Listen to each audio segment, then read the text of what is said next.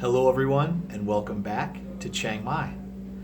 For those of you who've been following my thrifty journey for the previous 2 months, you'll know that I managed to live well in Chiang Mai for both January and February for under $300 each month. That is not the case for March. Unfortunately, I ended up spending a lot more. Now, before we get into why I ended up spending 3 times as much in March as I did in January and February, let me just welcome any new viewers and let you know what I'm up to. So I moved here to Chiang Mai from Chicago back on January 1st, 2017, and I decided to track all my expenses in a way that was transparent. I have a Google spreadsheet which I share with the public and allow anyone to look at so that they can audit me, see what I spend my money on. But basically, I'm trying to provide a good resource for anyone that is thinking about living long-term in Thailand. It's the type of information that I found very valuable when I was doing my research just about 6 months ago. So, on to March. The numbers. So in January I spent $299. In February I spent $282. In March, I spent $897.97, 3 times the amount I spent the first 2 months. That's why I'm wearing all black. I'm in a period of mourning the death of my thrifty ways. No, actually, there's a reason I spent a lot of money. Ultimately, there were 3 major factors that led to me spending more in March. First, I moved out of my old $100 per month apartment into a big house in the most expensive neighborhood in Chiang Mai. Now, I only raised my rent by $70 a month, from 3,500 baht to 6,000 baht. So now I spend $170 per month on rent, but I also increased my utilities. See, we got super fast internet here, and that costs about 1,200 baht per month. Water, electricity, that's normal. We're splitting it, 5 ways, but we also have a housekeeper. And living in the most expensive neighborhood, there's a lot fewer thrifty food options. So, just the move definitely cost a lot more. Second, I had my first border run. I turned it into a mini vacation. Now, most foreigners who live here have to factor in the added expense of a visa run. Depending on, what visa you have, you might have to leave every 30 or 60 days or 90 days and cross the border and come back in. I decided to turn mine into a little mini vacation, which was wonderful. Went down to Cambodia, but ended up spending a lot of money on it. And the third reason is I actually had a second vacation in March. Some of my friends from the States came to visit Thailand, and I couldn't turn down the opportunity to go visit them. So I ended up traveling down to Phuket, hanging out on Patong Beach, and then traveling with them to Bangkok. Definitely an expensive month. When it comes down to it, for me, being thrifty isn't about finding the cheapest option all the time. It's about getting good value for your money. It's about freedom.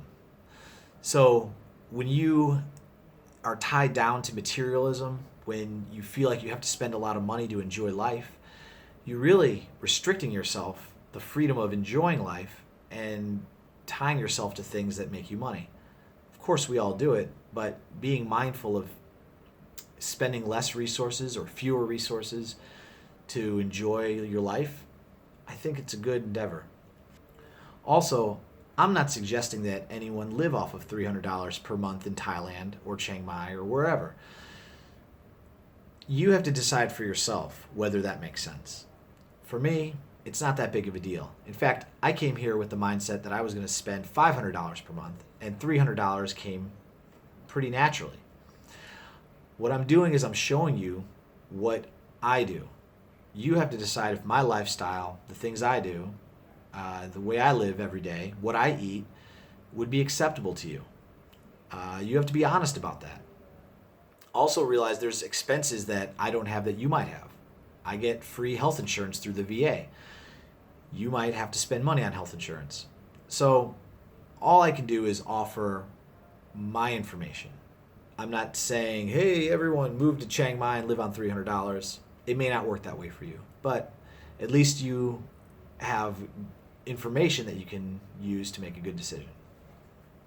So let's look at March by the numbers. In the month of March, I was on vacation or traveling to or from vacation 10 days out of the month. That's about a third of the month spent on vacation. Plus, I also had 3 days at an elephant camp near Chiang Mai, which was free, didn't cost me any money, but it's still, that was almost half the month that I was away from home. I ate home-cooked meals only 8 times this month. All my other meals were at restaurants or out on vacation. I did spend 0 days working in a coffee shop. Now that I pay about $7.50 per month for internet, I can save $40 per month that I was spending at coffee shops. I went out drinking 10 nights. That makes sense. 3 nights in a row was my longest streak of drinking. I spent, my most expensive meal. I spent 700 baht on a shabu and sushi buffet, which is where they have like this big pot of soup that they put in the middle, and everyone cooks their meat. They have, well, we had the premium with 700 baht. That's like $20 meal, right? That's like Wagyu beef, ribeye, all cooking in there. So delicious. Unlimited sushi. Pretty great meal. But we paid for it. My biggest surprise expense was paying $37 to get a ticket for a 1-day pass to Angkor Wat. I planned on spending $20 because of the research I did, but it turns out they changed the price literally a few weeks before I arrived. I also threw this one in. Maybe the biggest surprise to my viewers will be that I spent 500 baht getting my beard trimmed. Yeah, I spent about $14 on a beard trim, which is still cheaper than Chicago. But maybe you're not surprised that I would spend a little bit extra, for my beard. So that's it. March by the numbers. Let's look at the expense categories. We already talked about my rent. My rent went up from $98 to $168. I changed the category of utilities to household expenses. And that's because I wanted to include things like the housekeeper, joint expenses like toilet paper for the common bathrooms, things like that. So that went up from $7.84 in January to $51.68 in March. Food and drink, maybe not as crazy as you'd think. I spent $109 in January, I spent $82 in February, and in March I spent $177.91 on food and drink. Not terrible considering that I ate out most of the time and was on vacation quite a lot of the month. Transportation expenses went up from $6 in February to $31 in March. Lifestyle expenses went up from $38 to $71. And the big enchilada, entertainment. In January, I spent $21 on entertainment. In February, I spent $42 on entertainment, doubling what I spent in January. And in March, I spent $397.42. Almost 10 times the amount I spent in February. Does that mean I had 10 times more fun in March? Well, probably not. I mean, I probably had more fun in March than January or February, but maybe not 10 times the amount. I still had a lot of fun in January and February, but just because you spend that much more on entertainment doesn't mean you're having that much more fun. In fact, the most fun I had, the best experience I've had in Thailand so far was visiting that elephant sanctuary, and that was free. So there you go. Finally, I lost 19 pounds in January. I lost 9 more pounds in February. And I continued my weight loss by losing 6 more pounds in March. So my grand total of weight loss so far, 34 pounds. That meets and exceeds my goal of losing 30 pounds by June. In fact, it took me 81 days to lose 30 pounds.